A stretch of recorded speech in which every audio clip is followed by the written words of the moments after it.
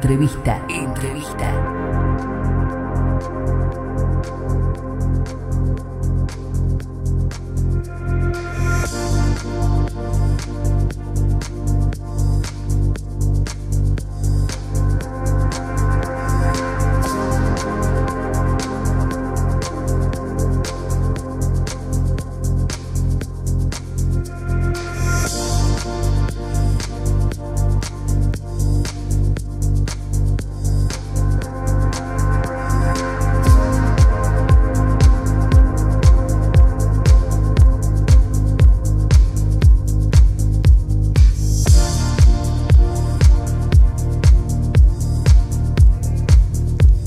...42 pasan de la hora 11 en la República Argentina. Antes de irnos a la pausa te decíamos que hoy es una fecha muy especial.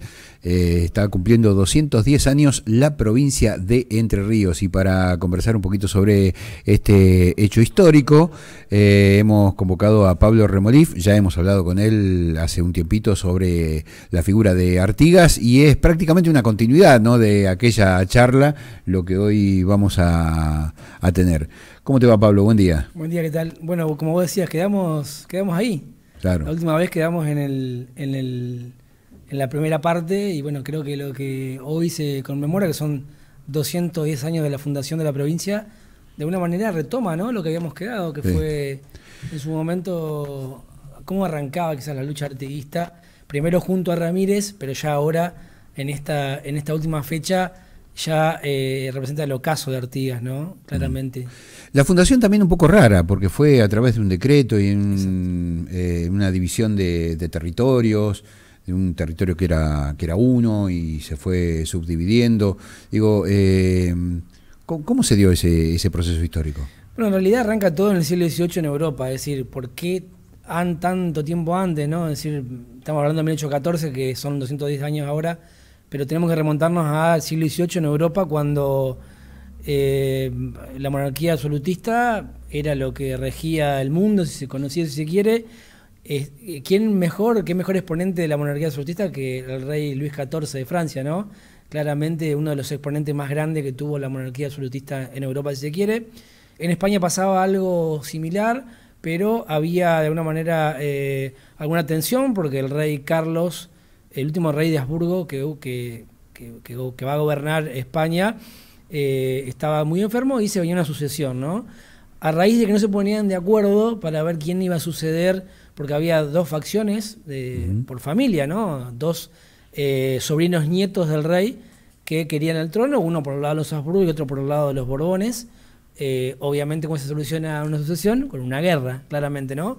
Esa guerra implica que varios años, ¿no?, de ponerse de un lado, de otro lado, de bandos, de ejércitos, de lucha, de lo que fuere. Obviamente una facción apoyada por el rey de Francia, que es la facción borbónica, y otra por la continuidad de los Austrias, ¿no?, que habían gobernado España poco después de la reina Isabel. Bueno, ¿qué pasa con esta guerra, no? Después de muchos años se sucede a favor del pretendiente de los Borbones. Los Borbones toman el poder por primera vez de España y de alguna manera llevan una impronta distinta, ¿no? Una impronta de modernización, una impronta de fundación de ciudades, una impronta de darle mucha más importancia al Estado como un ente burocrático, un poco también desligado de la Iglesia, un poco desligado de la religión dominante, que obviamente era la católica en ese momento, y una de las políticas que traen los Borbones de España es la fundación de virreinatos. ¿Qué significa esto? Trasladar la sede de los imperios a lugares que tengan recursos económicos, digamos, porque claramente la subsistencia de un imperio como el español, de los más importantes de la historia, tenía que tener un correlato de este lado del mundo. Bueno, los Borbones primero reforman el Estado español, después el virreinato, y después exportan esa capacidad de modernización al territorio argentino, que en ese momento era virreinato, ¿no? Obviamente el protocolo de fundación de ciudades, que es previo a la creación de la independencia y previo obviamente a la Revolución de Mayo de 1810, ya había en Entre Ríos, y en lo que es Entre Ríos hoy, ¿no? Y en el resto del país, ciudades, gobernaciones, es decir, ciudades que tenían un poco más de facultades administrativas, políticas, había cabildos, es decir, es lo que hoy, por ejemplo, nosotros vemos como la cabecera de departamento y el departamento. Obviamente no eran como ahora, sino que eran más grandes. Por ejemplo, con Colón, con Concordia era uno solo, Gualeguaychú, Gualeguay era otro. Bueno, ya cuando el virreinato de alguna manera desaparece, porque obviamente los argentinos somos libres a raíz de que rompemos relaciones con España, queda mucha la impronta europea, mucha la impronta española. Uno dice, bueno, ¿qué costumbres tenemos españolas? Sí, pero esas costumbres españolas vienen de Francia, no vienen de España precisamente. Entonces todo el protocolo de fundación de ciudades es heredado de España y heredado de Francia, y es lo que nosotros tenemos que después ver de cómo se van convirtiendo. Es decir, cuando se funda la provincia había 4 ciudades nada más, ¿no? La primera, que es Gualeguay, que fue la primera en fundarse, meses después se funda Concepción del Uruguay, bueno, después se funda Gualeguaychú y por último Paraná. Es decir, cuando Posadas, director supremo de las Provincias Unidas, porque todavía ni siquiera podemos hablar de república, ni mucho menos, ¿no? Va a fundar la provincia, tenía nada más que cuatro zonas, 4 áreas de influencia que habían sido fundadas por Tomás de Rocamora a pedido de esta nueva política borbónica en el virreinato. Es decir, cuando ellos traen su política modernizadora, innovadora, porque vos imaginate, para la época que se funda el virreinato, en Estados Unidos estaban ya haciendo una revolución. Es decir, la diferencia de época total, es decir, un atraso absoluto, y un poco porque nunca había habido exploración de este lado del mundo, ¿no? Bueno, los primeros virreinatos se fueron construyendo en el norte, en lo que es hoy Estados Unidos, lo que es Nueva Granada, México. Es decir, acá fuimos los últimos, si se quiere, de la historia, es decir, porque lo último que se colonizó fue el territorio americano de Sudamérica y Argentina, ¿no? que era el virreinato de Río de la Plata. Entonces, obviamente, ese protocolo de fundaciones que lo encara Rocamora, que seguramente lo habrán escuchado nombrar, en Concepción del Uruguay hay mucha impronta de Rocamora. Hay calles, hay clubes, bueno, es muy recordado, hay monumentos. Es decir, un tipo muy importante porque justamente lo que hace él es recorrer el territorio y fundar ciudades para poder capitalizar el poder español, ¿no? ¿Por eso Concepción de Uruguay se transforma en capital? Bueno, ahí voy a eso, ¿no? Te decía que si bien la primera ciudad, que es Gualeguay, que uno entiende, bueno, va a ser la capital por una cuestión obvia de preponderancia, hubo pocos meses de diferencia. Gualeguay tenía para ese entonces una riqueza que la tiene hasta el siglo XX, pues no por casualidad, los primeros 4 o 5 gobernadores del siglo XX vienen de Gualeguay, ¿no? Claramente una tierra muy rica, muy fértil, que da o muestra la riqueza de la provincia en cuanto a, por ejemplo, actividad ganadera, actividad agropecuaria. Va a ser Concepción del Uruguay la capital por 2 cuestiones. Primero, por la cercanía con Uruguay. Hablamos de, obviamente, la época de la banda oriental, la época de las provincias de Oriente, ni siquiera la banda oriental. Hablamos de provincia de Oriente, ahí aparece Artigas, obviamente, ¿no? Y una de las jugadas políticas de Posada, que era el director supremo de ese momento, era frenar el avance de Artigas, ¿no? Entonces, ¿qué mejor que frenar el avance de Artigas desde la banda oriental hacia las provincias o hacia la costa por el Uruguay, hacia Entre Ríos, que fortalecer una ciudad que ya existía? Hablamos de fines del siglo XVIII, es decir, se funda en octubre de 1783, primero en junio y después de octubre, es decir, Gualeguay y Concepción. Hablamos ya de varios años previos, pero que todavía no tenía guarnición militar. Entonces lo que hace Posadas es, bueno, freno el avance. ¿Cuál es la primera ciudad que tiene por acceso por excelencia? Estamos hablando de ese momento, ¿no? Sí. Obviamente, porque Concordia va a ser fundada mucho después, obviamente el acceso por Uruguay. Entonces lo que hace con esto es tratar de frenar, pero lo que logra es todo lo contrario, porque de hecho Artigas toma Concepción del Uruguay en esa guerra que yo hablaba con Ramírez, cuando Ramírez tiene que huir hacia Paraná. Ya estamos hablando de un poco más adelante, ¿no? Estamos hablando de la fundación de la provincia en 1814, estamos hablando de 1820, cuando termina el directorio de ejercer el poder sobre las provincias. Ya después hablamos de otra etapa, unitarios federales, caudillos, etcétera, ¿no? Pero hacia 1820 aproximadamente, cuando ya era capital Concepción del Uruguay, está en el decreto de fundación, en el segundo artículo, de lo que dice la capital va a ser Concepción del Uruguay, y delimita los ríos como límite natural, algo que ninguna provincia tiene. Es decir, nosotros estamos limitados por 2 ríos. Lo que hace entonces Posada es querer frenarlo a Artigas y logra lo contrario, ya que Artigas toma Concepción del Uruguay, ya enfrentado con Ramírez, y de hecho lo que logra es que Ramírez huya hacia Paraná.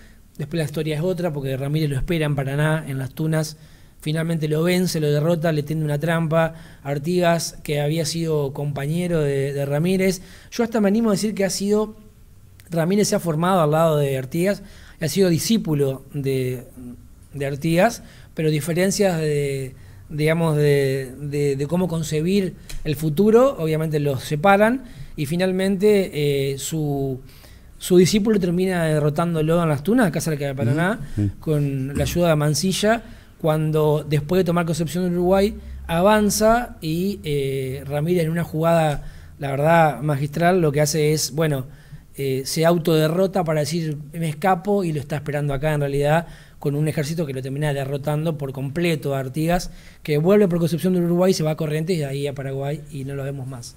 Así que la verdad que todos estos años, que fueron poquitos, tienen una carga histórica tremenda. No solamente el decreto que en realidad funda la provincia, sino que tiene un entorno, que tiene una serie de sucesos alrededor que creo son muy importantes destacarlos, ¿no? ¿Por qué no entendemos la importancia histórica que tiene nuestra historia para el contexto nacional? Yo creo que tiene que ver un poco por cómo se dio luego, ¿no? Yo lo que hacía un paneo o quizá un repaso de cómo arranca el siglo XIX, claramente arranca con la fundación de la provincia, pero después es imparable, ¿no? Todo lo que viene después, unitarios federales, aparece Ramírez el Ocaso y aparece Urquiza. Yo siempre lo digo, ¿no? Cuando pensábamos que no iba a haber otro personaje importante, aparece Urquiza, que retoma históricamente las banderas de Ramírez y lo lleva mucho más allá. Después lo que viene, ya todos los conocemos. Entonces creo que lo que ha pasado en Argentina en general y en particular en Entre Ríos es que no se le ha dado la importancia de ser parte, ¿no? No se siente parte mucha gente de esto. Muchos entrerrianos que han nacido acá, se han criado acá y no han salido nunca de su provincia, no sienten parte de esa historia. Y en parte también porque durante mucho tiempo se ha consumido una historia porteñocéntrica, ¿no? Una historia que viene escrita desde Buenos Aires, escrita del mitrismo, escrita por, distintos personajes que han desdibujado o han solapado la provincia, que fue, siempre lo decimos, este gobierno creo que lo que tiene es que siempre reivindica batallas o batallas, culturales, ¿no? Como por ejemplo poner en claro que la provincia de Entre Ríos junto a Santa Fe y Buenos Aires, obviamente, en otra medida, fueron las hacedoras del federalismo, fueron las hacedoras del Estado moderno. Urquiza, si se quiere, es el constructor del Estado moderno argentino. Es mentira que Buenos Aires construyó las instituciones a nivel nacional tomándolo de Buenos Aires mismo, no, son instituciones entrerrianas, que lo que hace Urquiza es replicarlas a nivel nacional, y los estados sucesivos, los gobiernos sucesivos, lo que hacen es adoptar, crear departamentos, secretarías, ministerios, y en base a lo que Urquiza marcó con la Constitución del 53. Está claro eso. Siempre que escucho hablar de la región centro me remite a aquellos años. Totalmente. ¿No? Digo, porque mucha gente habla de lo estratégico, de la unión de Santa Fe, Entre Ríos y Córdoba, como parte de una región central del país con mucho poder económico. Digo, eso ya lo tenía en su imaginario tanto Artigas como Ramírez, digo, porque éramos Corrientes, Entre Ríos, Santa Fe y Córdoba, junto con la banda oriental, digo, el mapa de aquellos años. Yo creo que por ahí había una idea de lo que es, salvando las distancias, ¿no? Por eso te decía, es muy importante analizar. Yo sé que hay gente que, sobre todo colegas que trabajan el tema del Estado moderno y reniegan de Europa, reniegan de los españoles, reniegan de todo eso, pero nosotros somos herederos de esa administración, ¿no? Que viene acá, fundan provincias, fundan ciudades. Las provincias obviamente son consecuencia, como yo siempre digo, que así como las provincias son precedentes al Estado argentino, las ciudades son precedentes a las provincias, está claro, ¿no? Está claro. Hubo mucho tiempo donde no había provincias, sino que había territorios, y esos territorios tenían ciudades que eran capitales de los departamentos o las regiones. Acá hasta que vino Echeverri, cuando se hació la Constitución, se votaba por regiones, es decir, por zonas, después se empiezan a establecer los departamentos.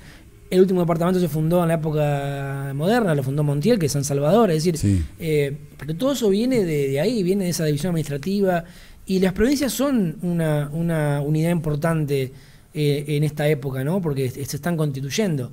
Quizás para la época que estamos hablando, vos me decís de Artigas y demás, había una visión de integración, pero obviamente salvando las distancias, las diferencias entre, por ejemplo, santafesinos, cordobeses, porteños de la provincia de Buenos Aires, porque es mucho previo a la ciudad, entrerrianos y lo que son uruguayos hoy, que en ese momento no se diferenciaban uruguayos. Hasta el 31 que tiene la independencia Uruguay, no hablábamos de uruguayos, hablamos de las provincias orientales. Entonces ya había una idea de integración muy primigenia. Creo que Ramírez avanzó mucho con esto, porque de hecho sus principales aliados cuando hablamos de Tratado de Cuadrilátero eran Santa Fe, Córdoba, la banda oriental y Buenos Aires, claramente, ¿no? Creo que Urquiza lo lleva mucho más adelante, porque Urquiza cuando se enfrenta a Rosas, lo que hace primero es buscar apoyo de las provincias principales, es decir, no hablamos de un acuerdo productivo, pero sí después deriva en un acuerdo productivo, es decir, una vez que se saca de escena a Rosas, aparecen los acuerdos entre la provincia, y obviamente eso tiene que ver con lo que puede llegar a ser hoy en día, cómo colaboran los gobernadores en la región centro. Es decir, hablamos de 3 gobernadores que, si remontamos a 150 años atrás, estaban trabajando también en conjunto. Claro. Entonces tiene algo que ver con lo que hoy tanto quieren los 3 gobernadores, la integración, ponerse de acuerdo, tratar de reclamar a la nación lo que le corresponde. En ese momento también reclamaban al Directorio Supremo o hablamos de Posadas porque fue el que firmó la fundación, pero Posada es, a ver, sin restarle protagonismo a una figura, es decir, en el contexto que estamos hablando, es totalmente intrascendente la figura de Posada. Es decir, lo que trasciende por ahí son los actores que estaban, hablamos de Artigas, hablamos de Estanislao López en Santa Fe, Paz, en menor medida en Córdoba, Mansilla, que bueno, que es muy cuestionado, pero también era en su momento aliado de Ramírez. Digo, también ver cómo se ha reeditado la lucha de los caudillos, si se quiere. En este momento hablamos de gobernadores, pues ya no podemos hablar de caudillos claramente, salvo en el ámbito político, pero yo veo que la historia se está repitiendo, ¿no? Que están reclamando de vuelta al poder central, al poder porteñocéntrico, si se quiere, porque no deja de ser un presidente que viene de Ciudad de Buenos Aires, digamos. Eso también hay que decirlo. Uno puede estar de acuerdo o no, pero no deja de ser un producto de la Ciudad de Buenos Aires. Entonces, ¿hasta qué punto no es prácticamente muy similar lo que estamos viviendo ahora a lo que vivimos ya en su momento? Y hacia el norte, Pablo, hacia Corrientes, Misiones, ¿cómo fue la separación? Porque hoy también, 10 de septiembre, se funda Corrientes. El mismo decreto delimita los límites entre Rennes y los límites de Corrientes, que incluía Misiones, tengo entendido. Exactamente, también en ese momento eran las Misiones, porque las Misiones. Sí. A ver, lo que yo decía hoy, y vuelvo un poco al protocolo europeo, la idea de fundar ciudad era por evitar los ataques extranjeros, los ataques de los aborígenes o los indígenas, como quieran llamarle, del militarizar norte y del la sur. Zona. Después también el conflicto con Portugal, los portugueses vivían atacando la zona.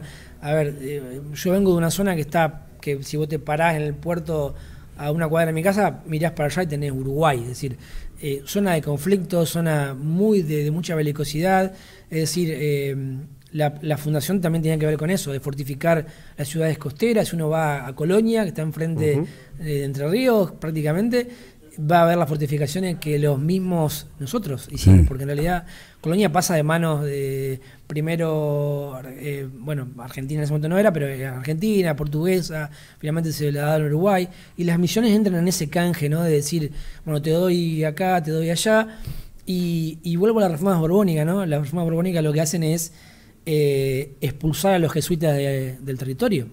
¿Y dónde estaban los jesuitas instalados? En Misiones. Por ende, a partir de que Misiones deja de ser territorio jesuita, porque el rey Carlos de Borbón, de España, dice, no quiero saber más nada con la iglesia y no voy a mantener en mi virreinato a los jesuitas, váyanse. Les pone barcos en la costa y los manda al Vaticano.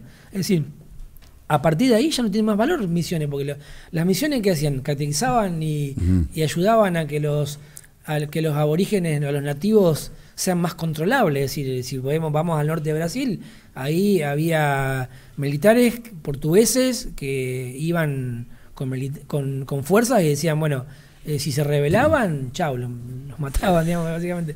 Y en Misiones los catequizaban. Entonces, una vez que Misiones pierde eso, ya pasa a ser una provincia muy de transición o de frontera. Corrientes está dentro de eso porque claramente Corrientes era otra zona de conflicto con Artigas.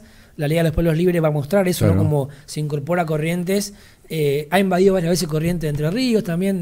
También tiene que ver con tratar de controlar Corrientes. Después de Ramírez, creo que después de la República de Entre Ríos, que fue fallida porque duró un año, después va a perder el peso que tenía Corrientes de Misiones en el contexto. Ya pasa a ser Entre Ríos la provincia más importante en este contexto. Bueno, 210 años entonces cumple. No, está bien, no. Digo, nunca está de más. No. Nunca está de más, porque digo, a ver, hoy también creo que estamos en una etapa refundacional.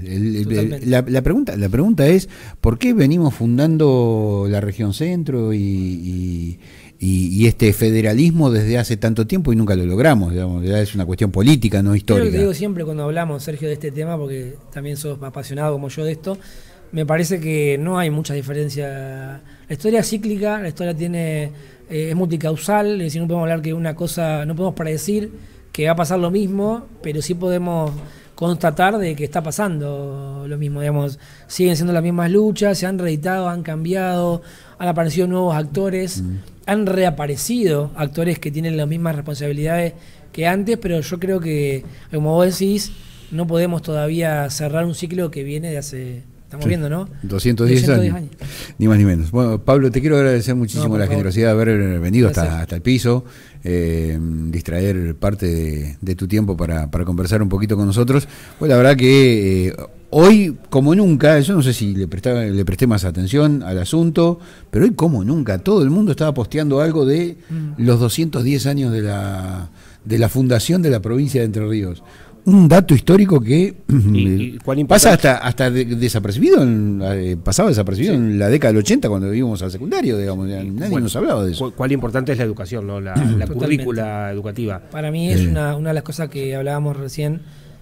Hay una deuda de la educación, también de la democracia y de la política, pero más que nada de la educación, que está fijada por políticos y por el Estado, obviamente, en estas cosas, ¿no? Me parece que recién vengo del Museo de Casa de Gobierno. El Ministerio de Gobierno justamente inauguró una obra de los 210 años de la provincia, así que invito si quieren participar. Hay chicos de las escuelas que han venido, un lindo documental se ha presentado también sobre esto que estamos charlando, y bueno, un día importante para los enterrianos. Bueno, gracias por haber venido, Pablo. Nosotros nos vamos a la pausa, los comerciales de la radio, y seguimos haciendo la cúpula. Estamos hasta la hora 13 por 91.7, 91.9, 93.3 y en el www.vortexlitoral.com. Venimos enseguida.